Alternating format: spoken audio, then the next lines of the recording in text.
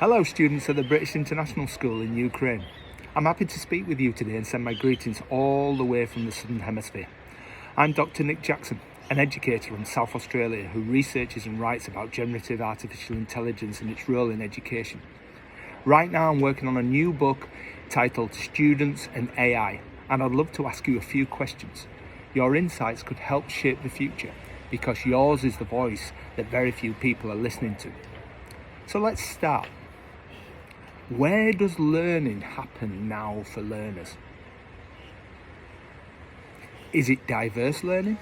In other words, sometimes at school, sometimes at home, digital spaces, TikTok, local libraries, excursions, immersions, workplaces, co-curricular programs, or anything else you can think of?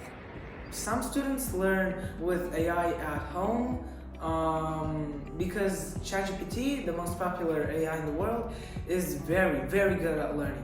Because it can explain to you math equations, it can explain you the curriculum, and so on. In my opinion, it does not impact learning that much.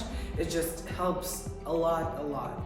Sometimes AI can really help in content creation, like I think it's called Face Swap. It allows you to connect your TikTok account, Instagram account, or YouTube account to the site, and the site generates you and uploads videos for you on your account constantly, so you can get a lot of profit from it. Does the availability of generative AI tools make it different or easier for young people to learn in different places? And how does generative AI help or hinder learning? People will stop seeing the need to learn as AI has started to take over jobs, making it easier for people to use. Although it is good, it has started to generate essays and test answers and things like that. So as it advances, it will be able to start taking over jobs, making it much easier, making sure people are able to access it. If they're not able to learn how to use a machine, AI will be able to fix that, which is good in many ways, but also really bad. And for me, it means it's like when people don't have to learn, they feel like they don't have to learn anymore. They can just use ChatGPT and all those other AI sources.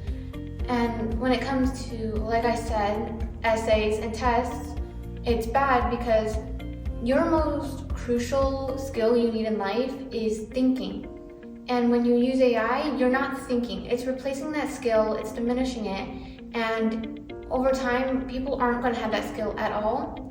So when you do a test and you just had AI take the answers for you, you aren't going to be prepared if there's a deep dive question, or there's even a chance that those questions aren't even going to be on the test or even remotely similar, which is only hurting you because not only is it taking away your thinking skills, you're also failing because of the choice to use AI, because it is easier than having to think. And when it comes to knowledge and AI, it's not always correct. It can combine two different opinions and it's not going to make sense. So say you're having a discussion with your class and you used AI to take two opinions and combine them. They might overlap and they're not going to work, which has actually been a huge issue. I've first-handedly seen this. It's not good, and there's no consequences to using AI, which there should be, which will help reduce it. We need to use it smart, and we need to use it strategically, because if we don't, we're hurting ourselves in the future. It's like easy now, but so much harder later on in life when AI has taken over the world. And when it comes to writing and art, it's not going to replace those communities, but it will hurt it extremely.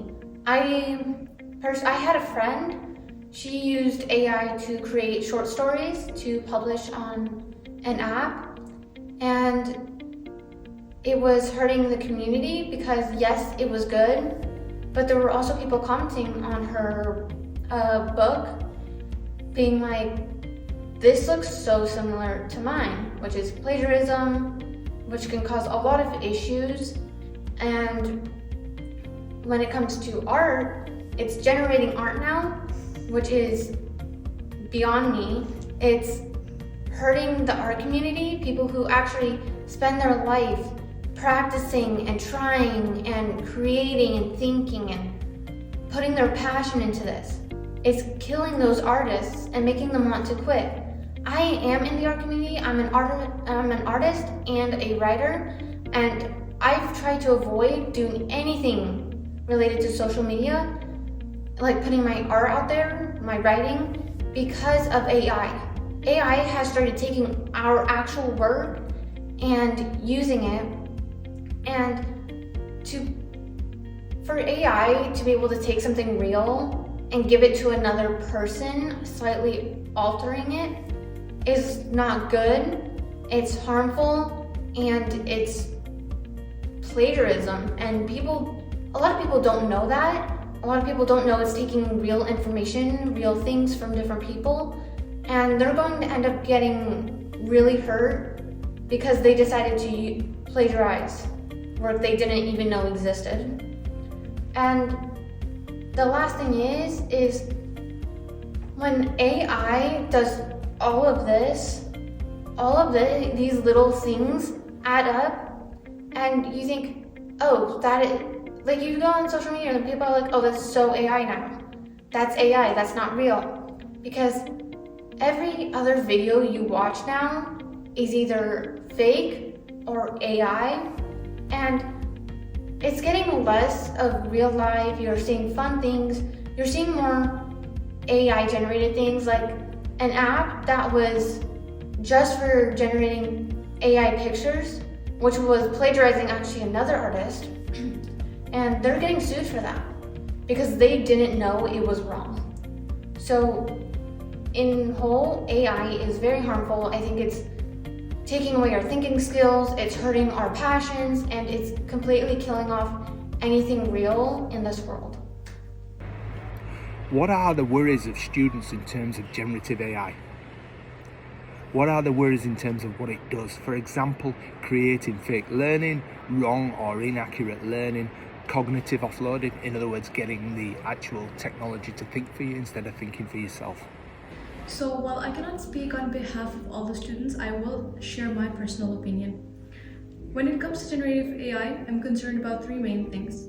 Firstly, when it comes to deep research. When we ask generative AI to help us with some debated topics, some controversial topics, it always gives us the popular opinion and gives evidence for that opinion. Unless you ask it, it does not necessarily give you all the different perspectives and all the different opinions.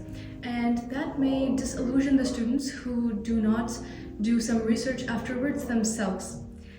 And generative AI does not cite all its sources as well, so that creates problems, especially when you're writing a research paper. The second thing that concerns me when it comes to generative AI is creative writing tasks. It obviously builds upon the information that is already present. It does not create something new. And so it does not cite the sources it uses for the stories it writes or for the essays it writes. So that creates plagiarism issues. And the last thing that concerns me is our increasing dependency on AI. We are slowly transferring all of our tasks, daily life tasks, to AI. We're handing it to it. And that means that if for a single instance we are deprived of AI, it will be detrimental for us. It will be really hard for us to function and do tasks for ourselves. Hence, I do not use generative AI much for anything, especially when it comes to school and homework tasks, due to the three concerns that I just mentioned. And how do students think generative AI is going to affect their futures? I believe many jobs, especially those which have repetitive tasks like manufacturing or data analysis, data collection, etc., will all be replaced by AI. And so students studying subjects such as science or math and focusing on these repetitive procedures, their degrees will become obsolete. They will not be in need, and this will create lots of unemployment. Apart from this, as AI takes over manufacturing, it will benefit businesses as their production process will become faster, cheaper, and more convenient. However, it will replace jobs, as I said before, from humans, so there will be high unemployment. Apart from this, it will allow advancement in the field of science and technology and medicine, etc. But at the same time, it will have many inconveniences, lots of disadvantages.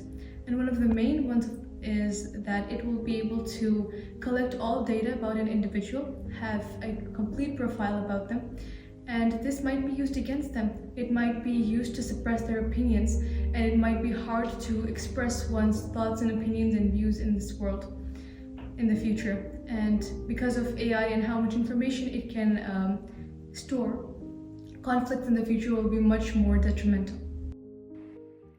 What is the future of learning when generative AI can learn everything? We're not just talking about in school, we're talking about post-school, whether you become an entrepreneur, a business owner, or a career or university you go into.